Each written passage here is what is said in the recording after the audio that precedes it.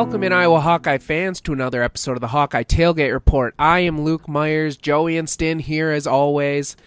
All in all, pretty good week to be a Hawkeye. The football team won.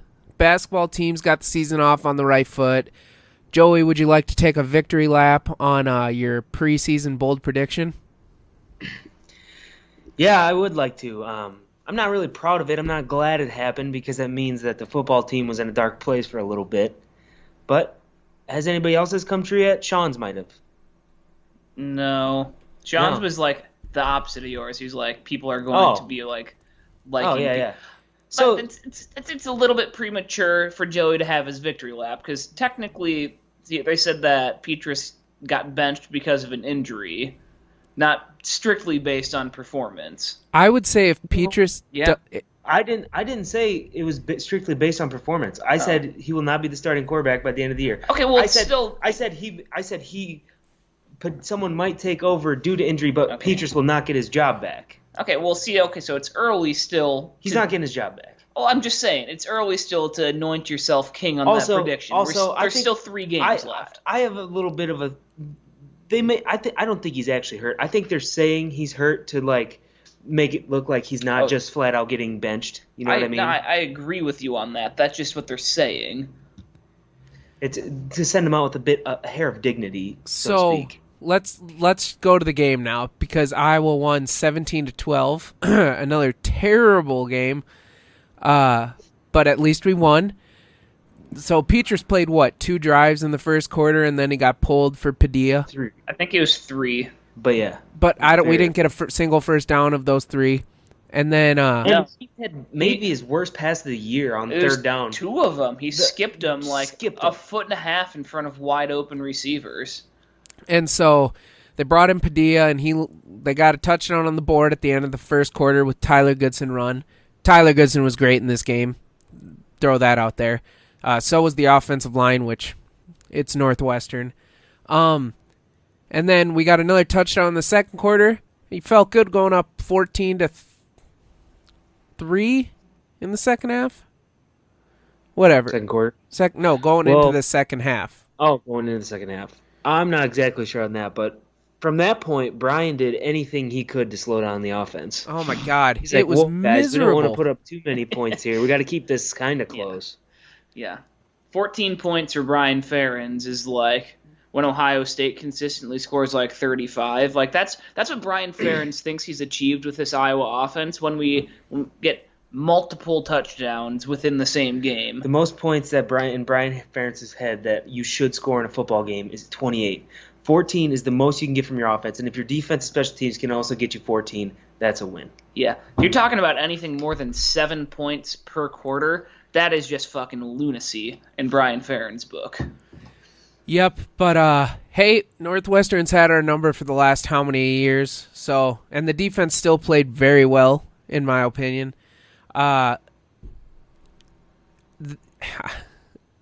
Getting that terrible taste out of your mouth is huge, and that's kind of what this game did. Granted, Northwestern still had a shot to beat us at the end, but naturally, we can. I don't know. Obviously, winning is the most important thing of all, and it does make us feel, yes.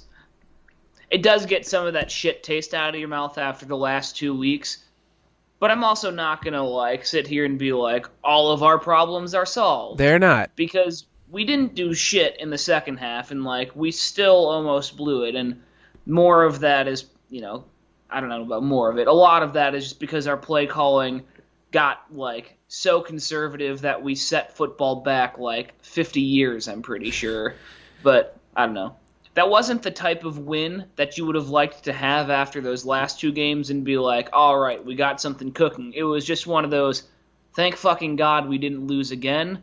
Now let's kind of move forward. Yeah, and there wasn't really any highlights. Goody had a good run or two. Belton had 2 interceptions. He played great. Did Joe Evans have a good game? I think I seen a lot of people hyping him up. I didn't look at his numbers, but yeah, he had the highest graded game, second highest graded game for any Iowa player behind Tyler Linderbaum. and highest on the defense by a pretty wide margin. And then Taylor, obviously, still the best player on our team, in my opinion. But yeah, 17-12, wins a win, 7-2 now. Last year we finished 6-2, so putting it on that spectrum, I feel like if you would have asked Iowa fans at the beginning of the season if they would have been all right with the 7-2 start, what do you think they would have said? Yeah, okay, so... And I hate doing that too. But on any given year, to be 9 games into the season and be 7-2 is pretty good. Like, it sets you up in a good spot to, like, have a 10-win season, which, by all accounts, is very successful unless you're one of the top, 3 or 4 programs in all of college football. And so maybe retrospectively we'll look back at this season and be like, oh yeah, if we do end up with 10 wins, yeah, it was a good year. But the reason that it's different this year and that 7-2 is a disappointment is because of how we started. We were 6-0, number 2 in the country, coming off the best win in Iowa City in a generation, and then to put up 14 total points in our next 2 games when Iowa was firmly in the driver's seat to win the Big Ten West and compete in the Big Ten championship game. That's why 7-2 feels hollow and disappointing right now, because while the record is good, it was an absolute train wreck for the 2 weeks preceding the Northwestern game, and expectations went from, legitimately, we could be in the college football playoff to, can we put up, 20 points in an entire game? So, yes, 7-2 is good, but how the season started and to where we are now, you can't say that it's anything less than disappointing. yeah, and it does make me feel better to see that David Bell just doesn't circle the Iowa game every year. He circles the Michigan State game as well because he had 200 yards receiving in that one, upset the number 3 team in the country. So, and you guys hate it when I say this. The path to the Big Ten championship game is still there. We need Wisconsin to lose, and we need Purdue to lose to Ohio State, and we need to win out. Yeah, okay, yeah, technically it is, but it shouldn't have to have gotten to this point. Oh, no. It should have been, No. It should have been strictly on Iowa's shoulders as to whether or not we were going to make it there. We should not have to rely on other teams to lose in order to make it, and we put ourselves in that position after 6 weeks, and that's not where we're at currently. So, well, yes, technically there is a slim possibility that we could still make to the Big Ten championship game.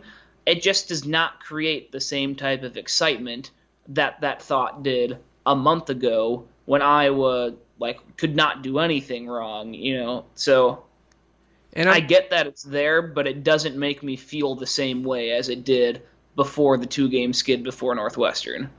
let me ask you this. Let's say Iowa does win out. How do you feel?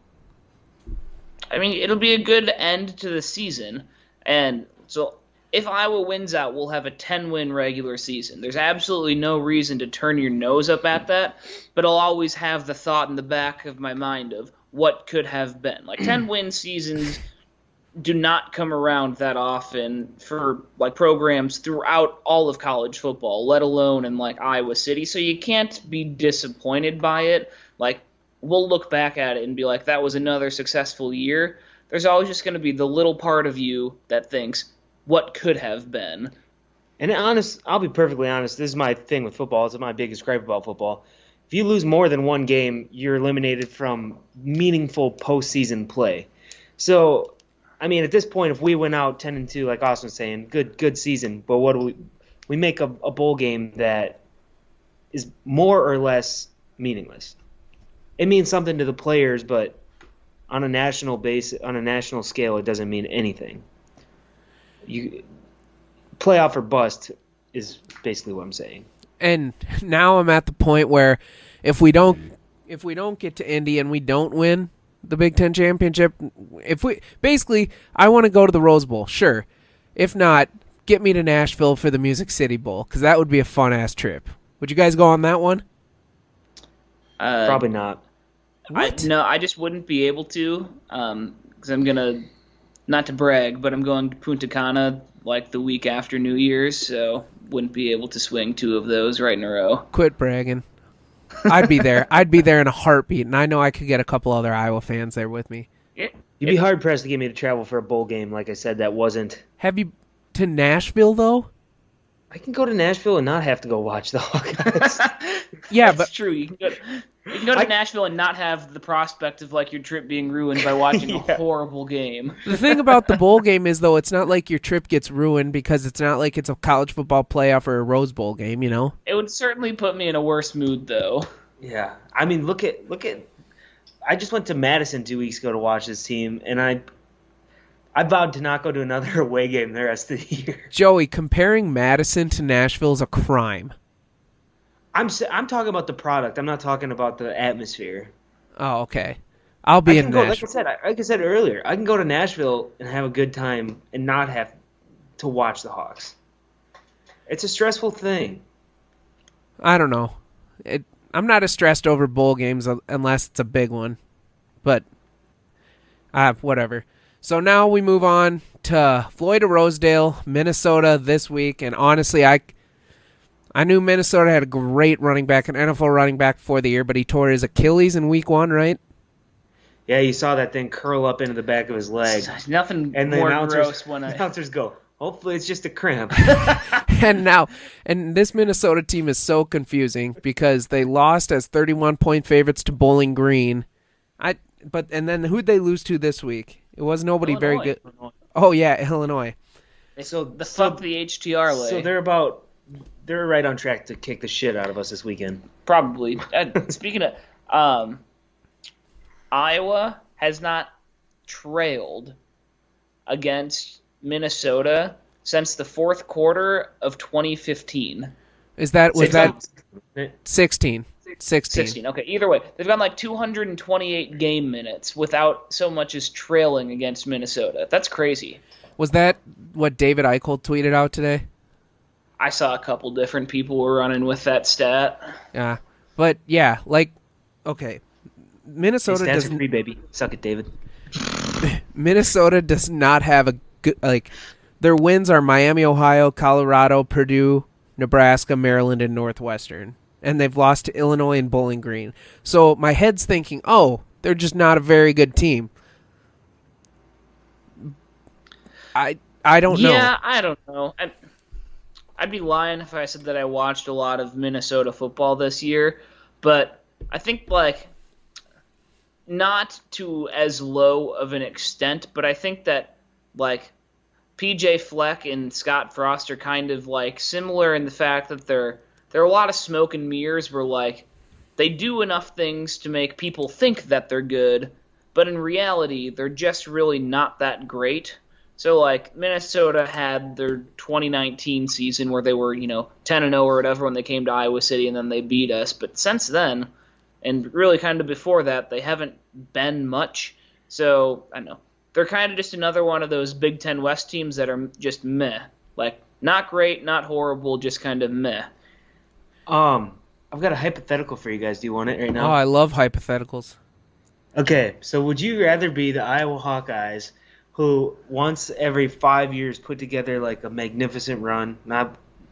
It was short of magnificent this year. It had the makings of being magnificent. There was, yeah.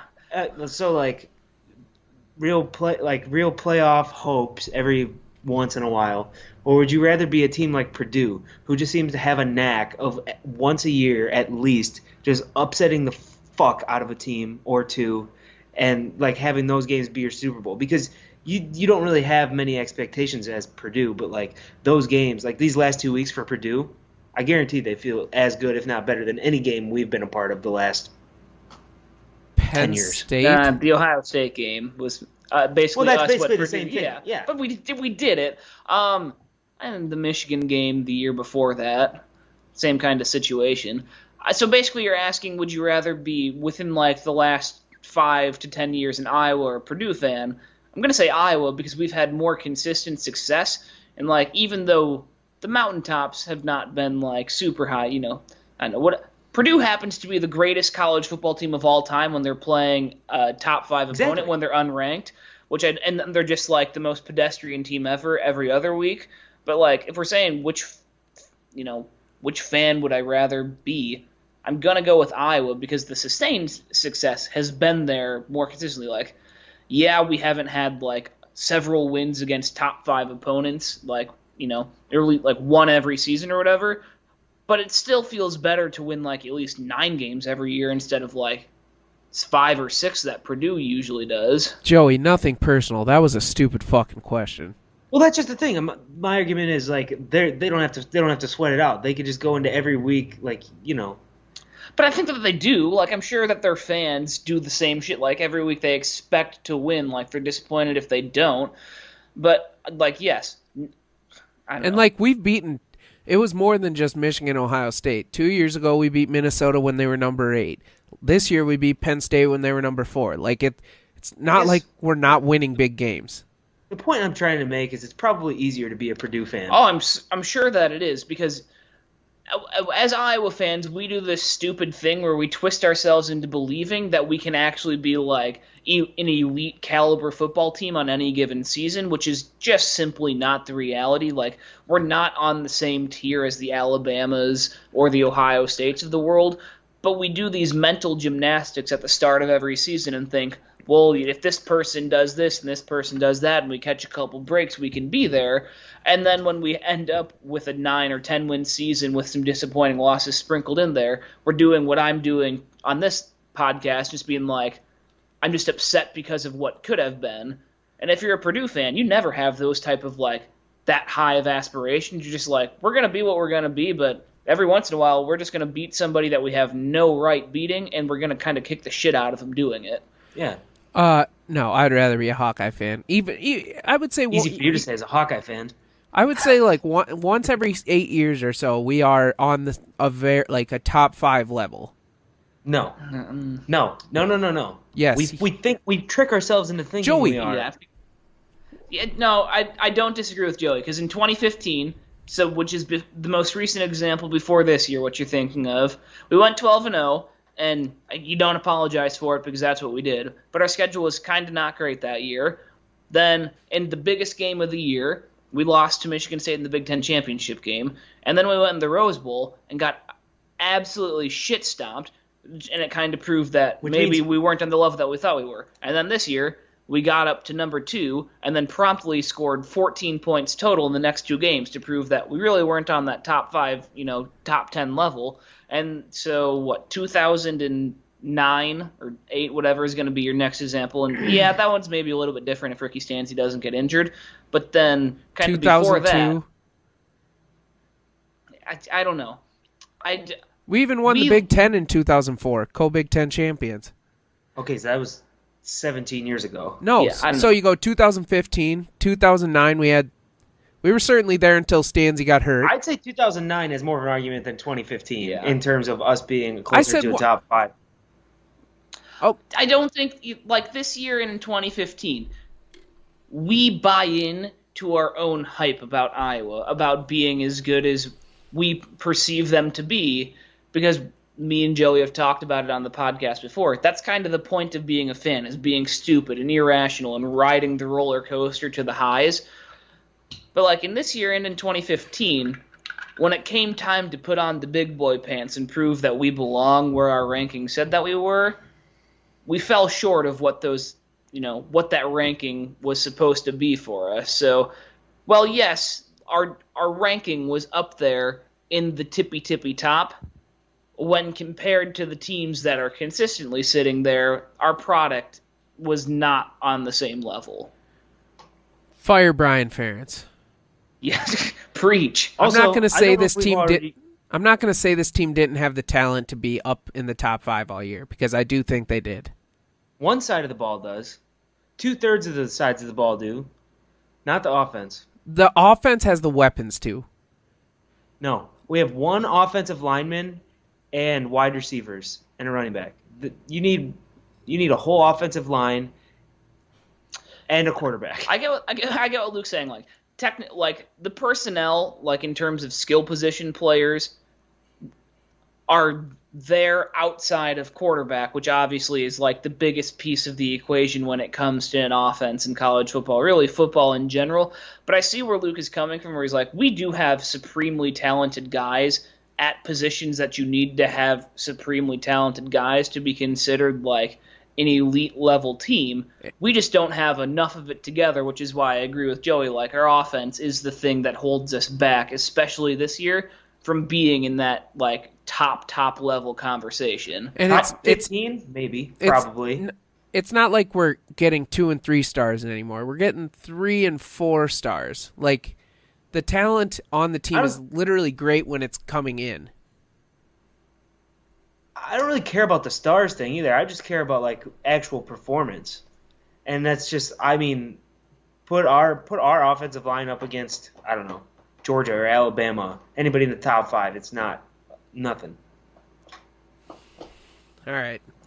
Also, I don't know if we've already revisited this, but do you guys still think that, I know you're both on the record saying that this team was better than 2015? I think there's more talent, yes. Yes, I'll still stick with that. I think that if you put C.J. Beathard on this year's team, we're probably undefeated. If we put C.J. Beathard... Okay, you'll take the quarterback 2015. We take offensive line 2015 or 2021. 2015. Okay. Tight end 2015. Receiving core, I would say tight end for 2015 because they had 2 good tight ends. I know I've told you this. Kittle's stats. Yeah. He wasn't a great college tight end. He's better than Laporta. All right. So wide receivers, no doubt this year. 21, not even close. Goodson. Yeah, running back. I'm taking 2021. And then Potabom. Special teams, I'm taking special this teams. year. Who was our punter in 2015? Doesn't matter. We always scored. I think it was Ron Caluzzi, actually. Yeah, we scored all the time, so it didn't matter. Who's the return man? Dez. I don't know, but I'm taking Charlie Jones. Dez King. Well, Dez was pretty good. Yeah, Dez King. But Charlie Jones Okay, but he didn't go. Dez King didn't go pro because he was a kick returner. No, but he was a good return man. But Charlie Jones is a great return man. I'm taking Charlie Jones if we're doing strictly return. That's a tough one because like that's just mostly recency bias on my part because like there's a lot of Charlie Jones returns from like this season and last season where like they're fresh in my mind, and I don't know, like on a weekly basis because everybody remembers like if you take one back to the house.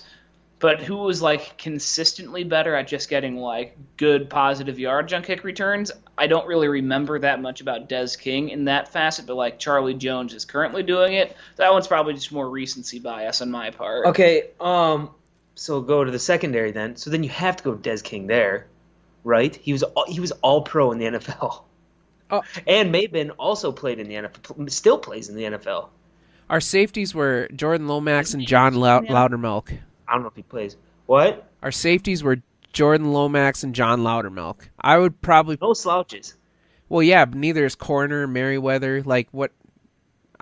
they're very much on the same plane, in my opinion. I think safeties are probably pretty close to the same. And it's tough to... Hankins and Moss... Like, Moss and Hankins were having great seasons until Moss got hurt. And I don't know. They're both really good, but I mean, I would have liked to see Riley Moss be able to play this whole season without injury because like he was tied for the nation's lead in interceptions when he went down. Okay, Josie Jewell or Jack Campbell.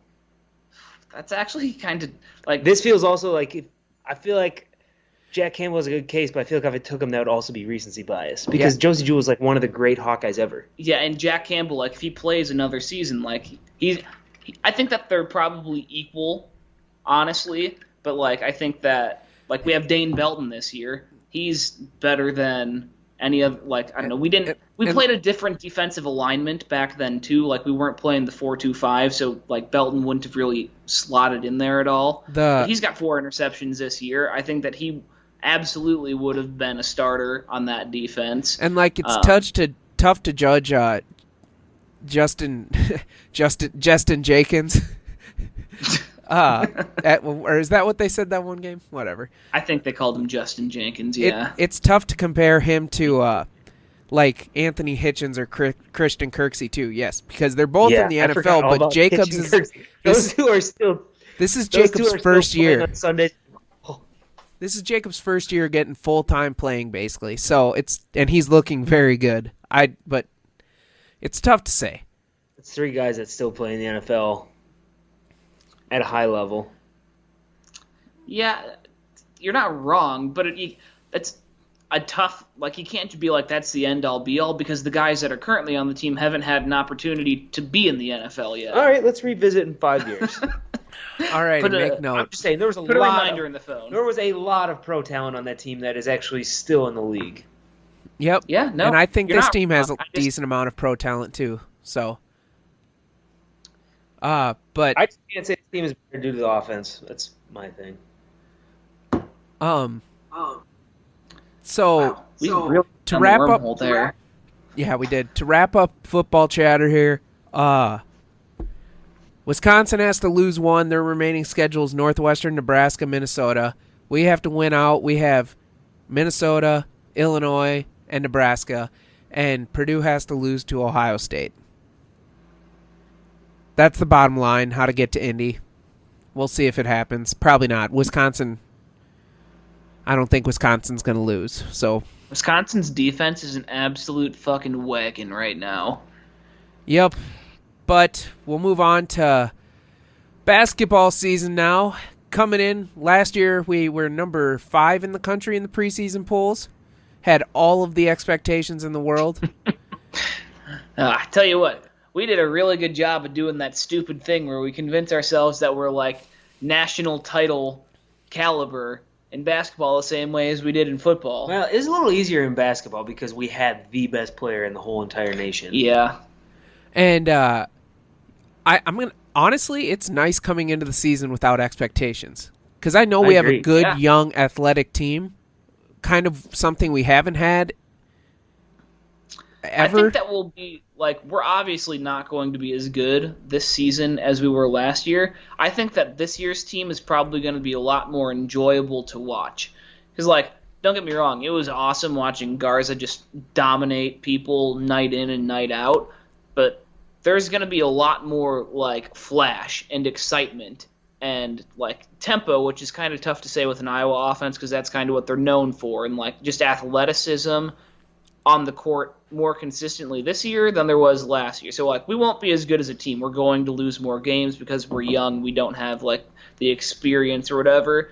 But I'm very, very excited to watch this year's team play basketball. It is going to be fun. I mean, we have literally athleticism at every position. And getting to the game last night against Longwood, great name. Like, even J-Bo looked... He looked awesome. Awesome. Yeah. He was 6 for 8 on threes, 18 points. If that's how he's going to look in his new role, he could stay for 6 more years, because that is exactly how that's the position he realistically probably should have been playing for the last few years. Shooting guard, yeah. He had 18 points in 17 minutes, the second leading scorer on the team, and all of his shots were from 3. That's what I want to see.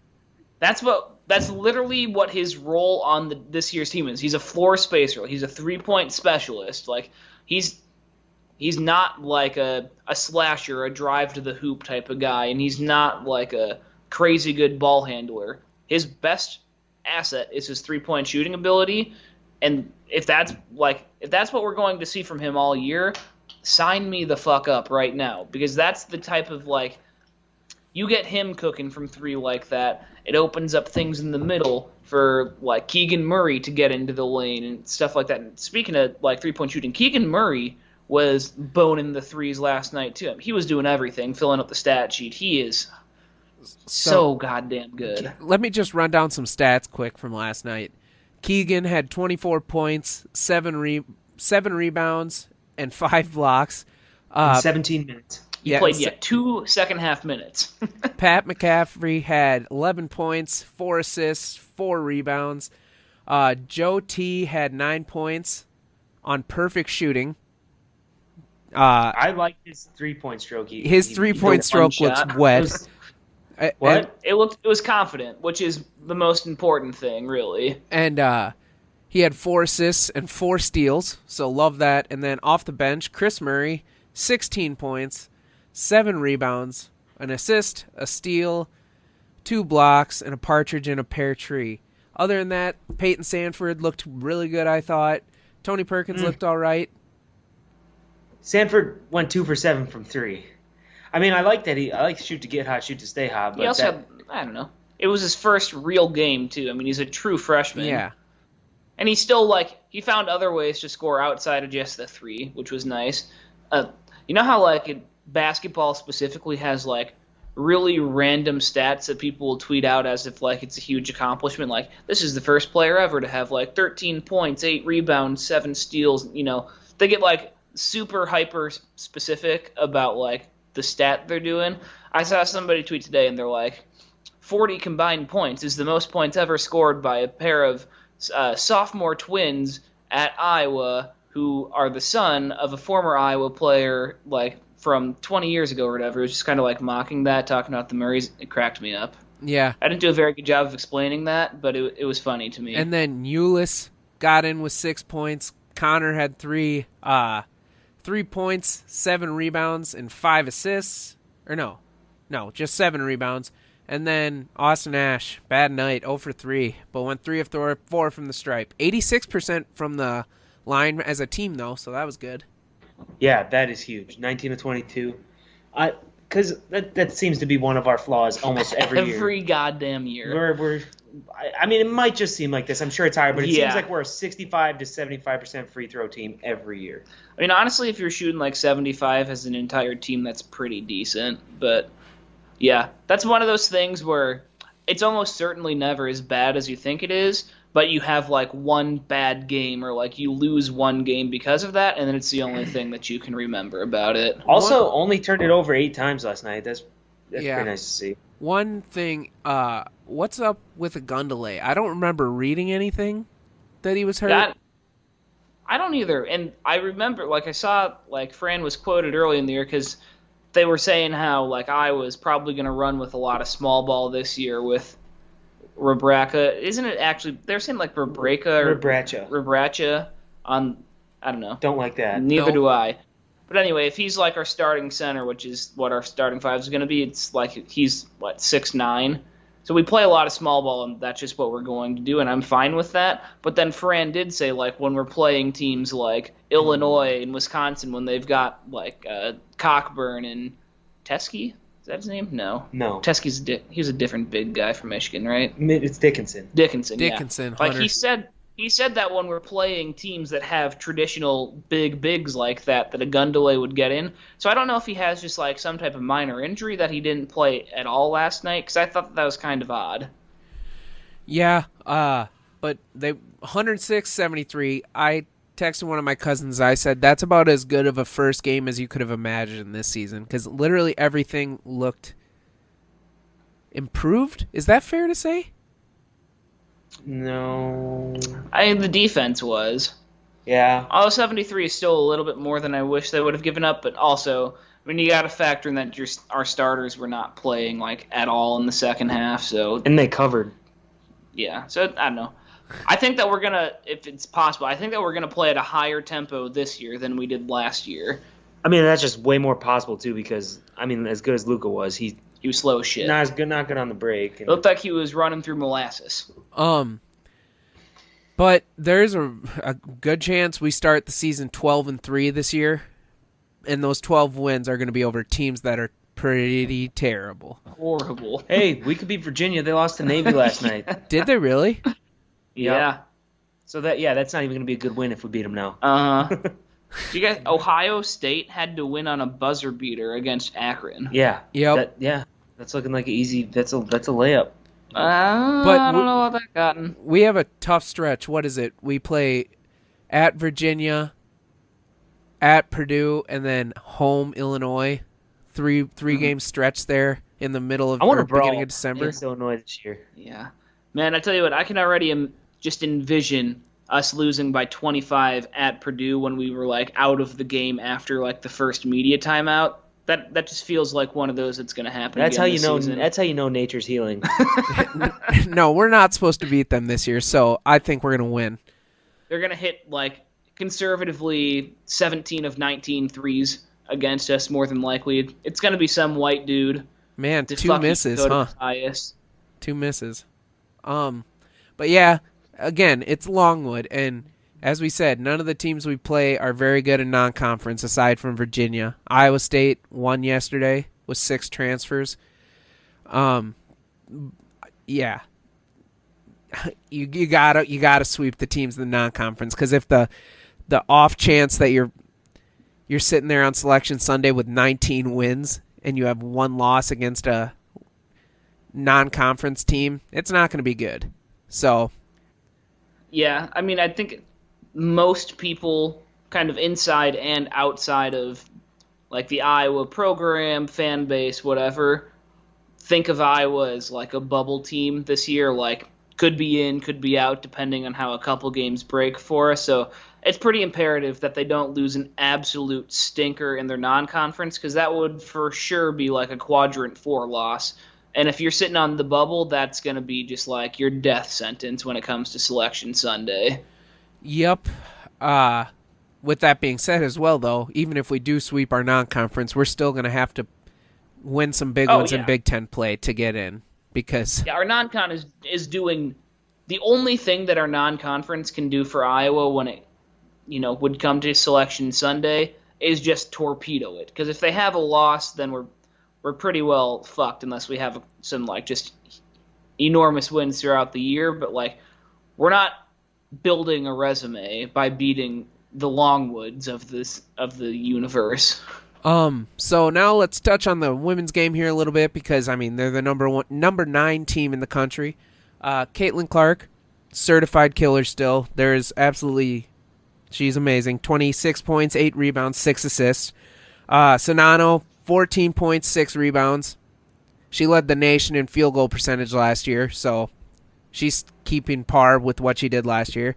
And then Warlock, 12 points, 5 rebounds. So I know we're not huge women's basketball fans, but it's something to root for. Like, everybody's really excited for the team this year. Yeah, no, I like I said, after the UConn game last year, like I admitted that was the first like from start to finish full women's game that I'd watched, but it was very entertaining. Like they play a very similar style that the men do, which is like offense first, fast pace, score a lot of points. Like that's the type of basketball that I want to watch. So I have nothing wrong with it. And like when you have Caitlin Clark out there, who is like one of the top 3 best players in the entire country, who's filling it up from everywhere, shooting it from the parking lot, like slashing the lane, doing whatever. Like they're fun to watch. I'll be at some games this year. I'm certain of that. So yeah, you have to. Caitlin Clark plays like Steph Curry, kind of. Like she isn't afraid of anything. She does whatever the hell she wants on that floor. It is phenomenal to watch. Mm-hmm. Yeah, and so like they're ranked number 9 right now. They're only going to get better too, because Caitlin Clark is a sophomore, and like in women's basketball, people don't really leave early, at least to my knowledge, kind of at all. They don't leave early to go to the WNBA. So she's going to be here for this full season and 2 full seasons more. Today was signing day. I don't know if it was early signing day. I think it's early signing day, not national signing day. But so like the men's team had their 2 recruits for this year's or next year's class come in, Desante Bowen and Josh Dix. The guy from Josh Dix, yep.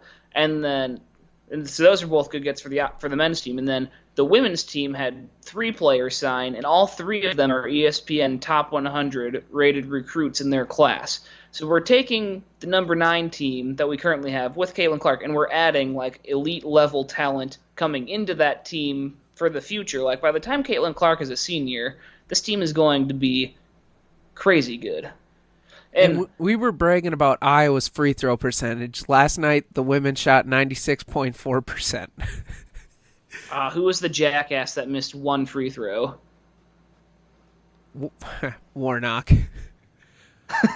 You idiot. Yeah, good one. But yeah, Clark. Yeah, they will make a run this year. They got hosed last year, getting stuck in UConn's bracket in the NCAA tournament. But this team will beat the best to beat the best. Barring injury, this will be a top 2 seed in the NCAA tournament come March. All right. Anything else want to run here or no? Otherwise, we'll get to the second portion. It's not basketball related, and we kind of just glossed over this team's name, and I mentioned this specific coach once, but it's something that humors me, so it's kind of worth talking about. So Nebraska said that Scott Frost will be coming back next season, even though they're going to have another year of a losing record under him, which is the 4th consecutive. Cracks me up. And also, to kind of cover for himself, Scott Frost fired literally his entire offensive staff, which is just like, I'd imagine that doesn't make you feel great if you're a recruit coming in to Nebraska when your coach has been a dumpster fire basically his entire career at Nebraska as a coach anyway. And then their offense, which was kind of like the best part of their team, Scott Frost just decided to do a fire sale and get rid of everybody. Yeah, that is... And don't get me wrong, I am A-okay with that. Keep Scott Frost at Nebraska for as long as possible. Because Absolutely. As long as he's there... Well, first of all, Nebraska's never going to be what Nebraska fans... Nebraska now is never going to be what Nebraska was in the 90s, and their fans are delusional to think otherwise. But with Scott Frost there, they fight tooth and nail to even be bowl eligible. So keep him there for forever, because it's hilarious to see the delusion in their fan base, while also watching their product on the field, which they just cannot stop stepping on their dick in the biggest moments. It's hilarious. It is great. Yeah, that makes me feel better about the Nebraska game a little bit, that they fired everybody on their offense. But, yeah, I think that's all the sports notes we got. If we think of any, we'll rattle them off at the end like usual. But we're going to hit an ad from our sponsor before we get to our draft of favorite, recreational sports to play? Just favorite sports to play, yeah. Sports to play. Yeah. All right. It's not like if you were to be a professional and you were playing. It's just sports that you your favorite sports to play currently, as you are. Alrighty, but we're going to hit an ad from Rolling Hills Heritage Pork out of Farley, Iowa, Wesley Henderson. We know it's Floyd of Rosedale week. We know there's going to be bacon frying up on a Saturday morning. Hey, we're having breakfast burritos at our tailgate. Going to have a little bacon there as well. Bacon wrapped pickles. Bacon wrapped pickles, courtesy of Joey. Stin's bringing. I'm bringing the soft shells, spiked hot chocolate, and the toppings. Stin's bringing everything else. It's just going to be a great, great spread at our tailgate. But reach out to Wes Henderson with Rolling Hills Pork. His phone number is 319-461-5520. It's going to be a great week to be a Hawkeye, especially when you're out tailgating, munching on some bacon early. So reach out to him. That's Wes Henderson, 319-461-5520. Alrighty, so what's the draft order? I went first last time, so I'll go last.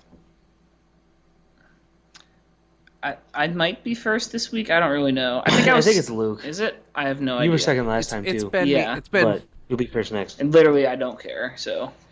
All right, I'll go last. How many are we doing like here? Going last. I'd say do 3. Okay. Is that good with you? I could do 4, probably. Ooh, okay. Well, maybe not. It's going to be tough. Yeah, let's start with 3. Let's start going and figure out how we feel. So it's me. Yep.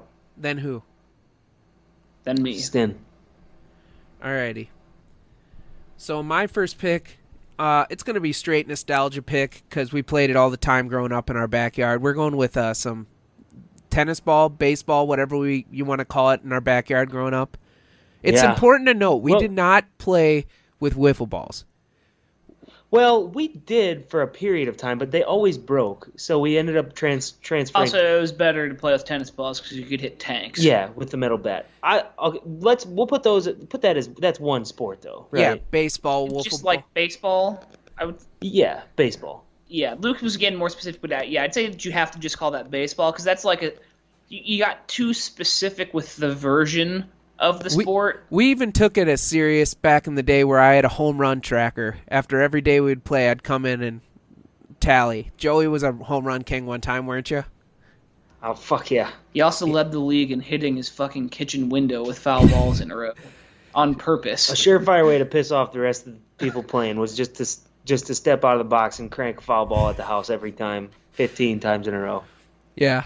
And 95% of those games ended with just a huge argument. Yeah, there was never a winner or a loser. It was somebody got hit in the face with a ball, and then it turned into a fight, and then everybody went home. Or somebody thought they were safe, and they weren't. Yeah, classic.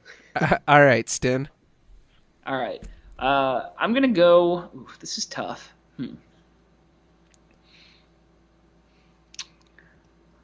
I wanted to pick one thing, but I also think that I can slide another one in as like my comeback pick.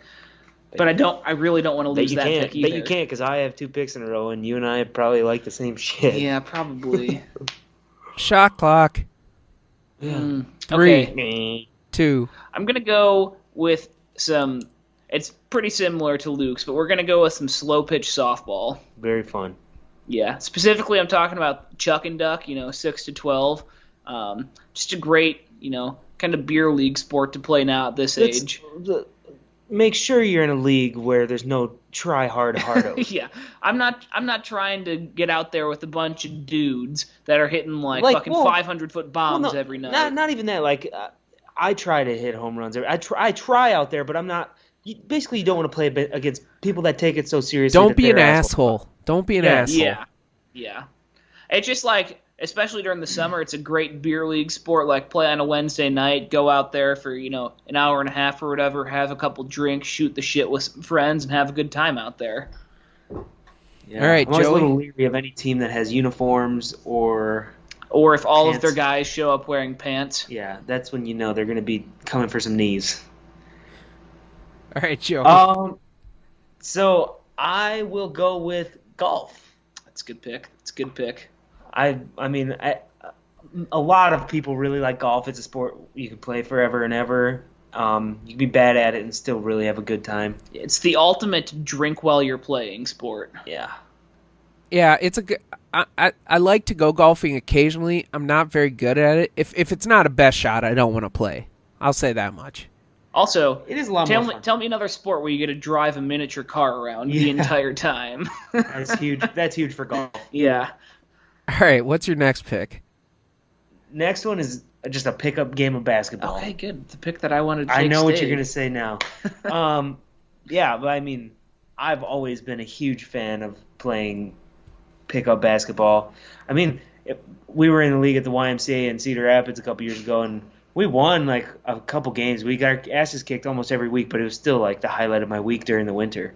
It's just fun to do. It's a really good workout too. Yeah, and it doesn't like you don't need many people to do that either. Like you can one-on-one is One-on-one is it kind of sucks, but like you can literally play like as little as 2-on-2 and have like kind of a legit game going. So that's great because like you don't need much and you don't need like a lot of people. And there's public basketball courts everywhere, so you can do it kind of anywhere at any time. It sucks playing on Joey's team because he is the shoot hot to get hot king. He's the J.R. Smith of players that. I also we like play to have a good pass. Like I don't just dribble up the court and shoot every time, no matter what. There was one game you crossed half court and shot 16 times in a row or something like that. I think that's a made-up stat. Yeah, Well, I don't know about that one. You went 0 for 16 one night, I know for sure, and basically all of them were from the same doesn't mean- spot. Hey, shooter's mentality. Yeah. You always got to think that you're gonna make the next one. You just praised Peyton Sanford for it 10 minutes ago. He made one. It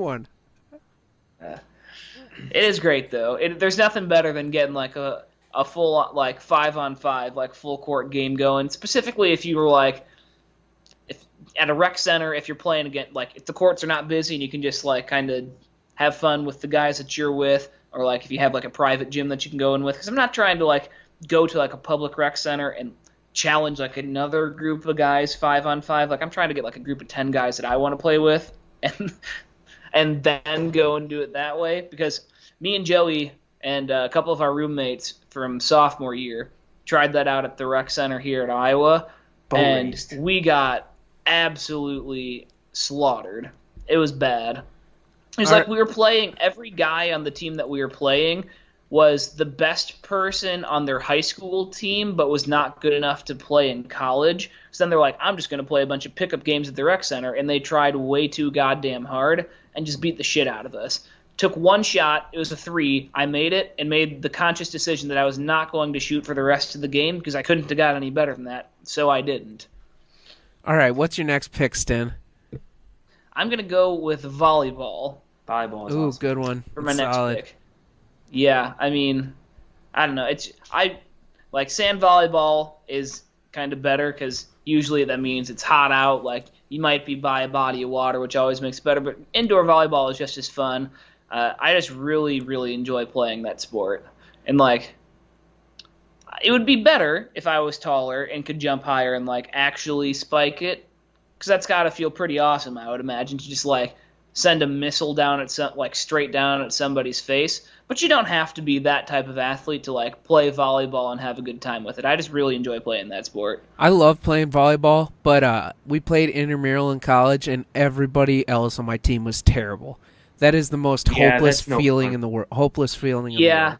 Yeah, that is true. Like what I was saying, like you don't have to be like super talented to play it, but yeah, it is not very fun to play if like everybody on your team just fucking sucks and like yet nobody ever hits it back over the net or like nobody serves it like in play. Then it's not fun because it's literally just like the other team scores 21 straight points and then the game is over. But like if you get some good volleys going back and forth and like everybody that you play with is just like reasonably athletic, then it's really fun to play.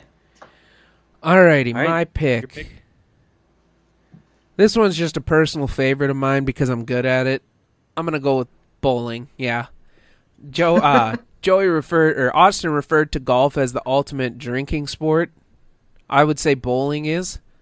You can absolutely hammer beer, and hell, even have a snack when you're bowling. Plus, I'm good at it, like I mentioned. So I'd say they're probably tied for drinking sports. oh yeah, I love golfing and drinking. That's phenomenal. Let's see. I don't know. I think I'm worse at golf when I've been drinking, though. Oh sure. There's absolutely the sweet spot. Like between beers like 4 and 7, you become like the greatest version of like your ability to golf possible. You're loose. And then after that, it's a very steep decline. You're loose. Yeah. Everything's flowing well. Hey, also, fun fact, 2/3 of this podcast has a 300. But shout out to Stin for breaking 200 for the first time a couple weeks ago. That's our boy. Right there. Yeah, I'm sorry my uncle didn't own the bowling alley. Hey, we didn't start bowling until high school. So. Yeah, I didn't. It's not like I was over there every night in middle school. Just saying. You guys had more of an inside track at it than me. You went there for gym class just like we did. Okay, and then this one, badminton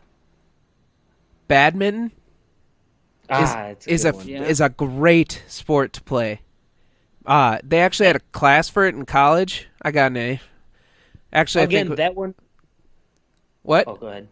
I was gonna say again, badminton's one of those sports where it's fun if you're playing against somebody of a similar skill level. Yes. Or somebody who just knows how to play in general. Because like if you know the rules and stuff, you're usually both pretty all right at it at least. But yeah, like I said, best class I ever took at St. Ambrose.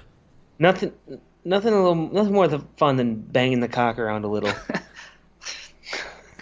We're talking about badminton, folks. Shuttlecocks, baby. Get your heads out of the gutter. All right, Stin. Okay. Man. So are we just gonna do 3, or let's do 4? Let's do 4. I have one you guys won't name, so that's fine. Okay. So I think I'm pretty sure I have one too that I was gonna use if we're just doing 3, but I'm pretty certain that I can get it with 4. So I'm going to go with just a good old game of some two-hand touch football. Yeah, that's fun. That you don't have to go out there and risk breaking your leg or something like that trying to tackle everybody. Although you did roll your ankle last Friday when we were playing. That was more of a product of the ground being ultra fucking soft. When we were in middle school, don't you remember I broke my foot in 3 different Luke broke places? his foot. Mm-hmm. No shit. Yep. Yeah, in Ian Ross's okay, yard. you know what I mean. Like, I'm not out there like trying to be in full pads, like tackling people. Like 2-hand touch, you get the same spirit of the game in there without like the significant risk of bodily injury, especially like a fat, out of shape guy like me. I don't need the extra like potential downfall of like my neck being snapped. And you can have just as much fun doing a little 2-hand touch. Although, like I said before, we played a little 2-on-2 last Friday, and I felt the effects of that for a couple days after. I think that was just general soreness. Yeah, that's probably just a product of like not doing that type of dynamic movement in a long time, than like just because of playing. We didn't stretch. It was kind of cold. We're out of shape. At least I'm out of shape. I shouldn't speak for you. All right, Joey. Okay, I'm gonna go with bags. It's just a classic game. I mean, we've all been in some intense bags matches. Yeah. And you get a good partner, and that's just... Honestly, more intense than any game of bags has ever had the right to be. Yeah. Specifically, I think most of those happen when people are playing me. People seem to get a lot of pleasure out of defeating me at any type of event or competition. That's because Austin will get on a heater and be like, "Oh, nobody ever beats me and Matthew." We were 20-0. Okay. Yeah, no. Okay. Who keeps score of Okay. that? Also, that was a further down into life thing. Let's not act as if that has not been going on for literally like my entire fucking life. You're right. It absolutely has. Well, yeah, I think that's just a case of you making sure people know when you win. Yeah, because everybody fucking rags on me anyway. So if you guys are gonna shit talk me the entire fucking time, I'm gonna say my bit when I win. Okay. Yeah. Very fun game. What's your next one, Joey? My next one's, I think you guys might like this one. Fortnite. I mean, video games are on ESPN. Yeah, we didn't. Did we say sports or games? It's an a esport. sport. It's Oh, on ESPN. esport, whatever. Yeah, I think we said games too. Did we? Actually, I don't know. Run the tape. But either way, I mean, we play our fair share of Fortnite. Space Cowboy, I'm sure, likes this pick. It's fun. It's a good way. It's a good way to get the boys together when you can't actually be there in person. That's my favorite thing about it. And to just blow off some steam as well. Yeah, nothing better than just murking some 10-year-olds on Fortnite.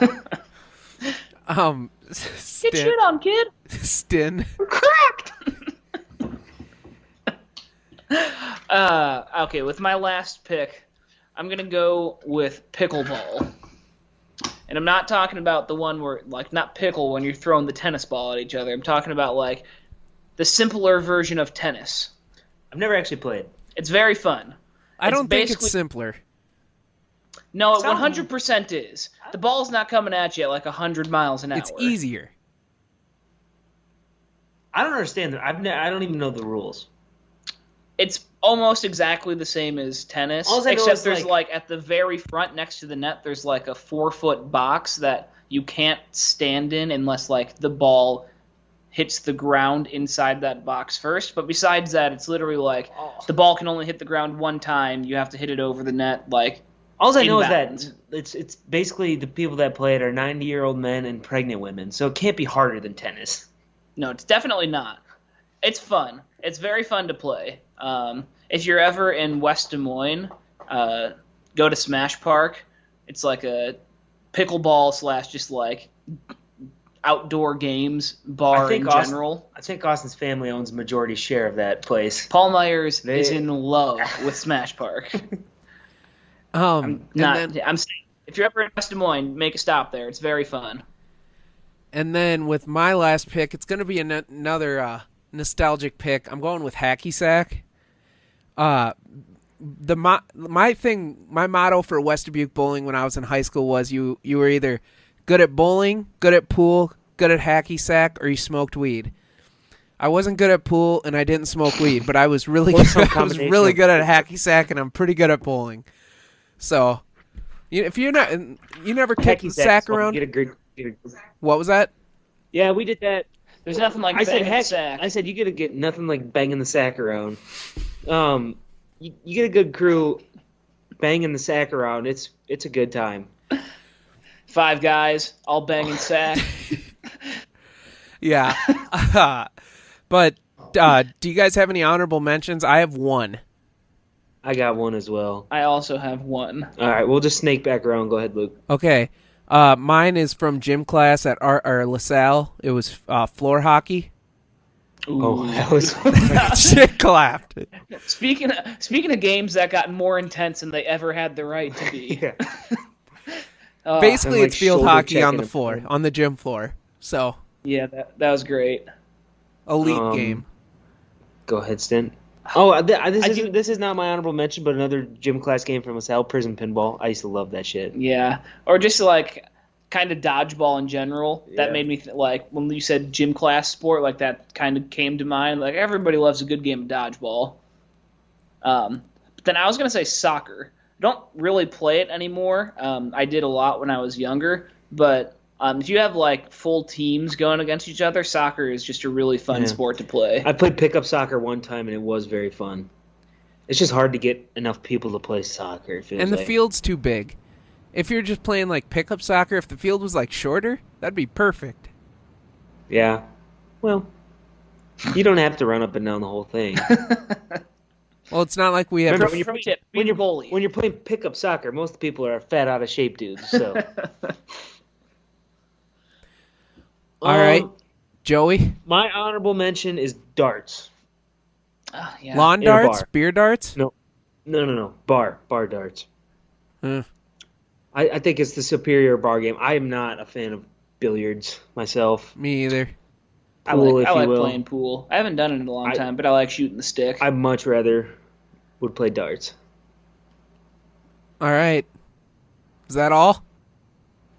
I'm sure not, but we should probably stop. Yeah. All right. Yeah. Well, if we have a long one going here, Euchre. sure. I haven't played that in a minute though.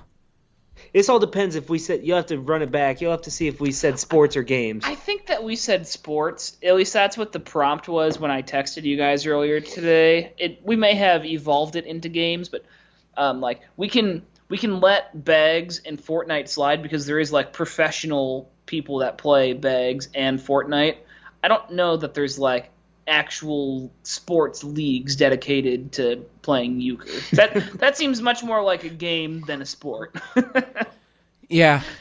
Although at St. Ambrose, they did used to have tournaments with like good prizes, and we would have symbols for like what we wanted to do. Oh, so you were cheating bastards. We never won. I don't care. You ruined the integrity of the game. Oh my god, you are scum. You are the Houston Astros of playing euchre. Who's the head of the St. Ambrose Euchre Club? Can I have their phone number? I'm going to call Oh and my report you. god. I'm going to have your championships revoked. You are such a trash We never had a person. championship. Before Good. I'm glad. Yeah, no shit. before we wrap up, I do want to give a shout out to this dude on Twitter. Some Iowa fan 2 days ago tweeted, "What Hawkeye football podcast should I be listening to?" And this guy named Kirk's dog tweeted at this guy and said, "HTR_pod is my go-to."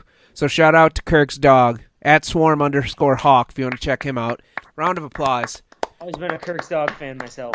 Biggest fan out there. Yeah. Hot seat. Lucas Lee. Ooh. That's going to take a lot. Yeah. Kirk's dog, you're going to have to show up with beer at our tailgate. Yeah, that is true. But if we have nothing else to talk about, we'll wrap up this episode.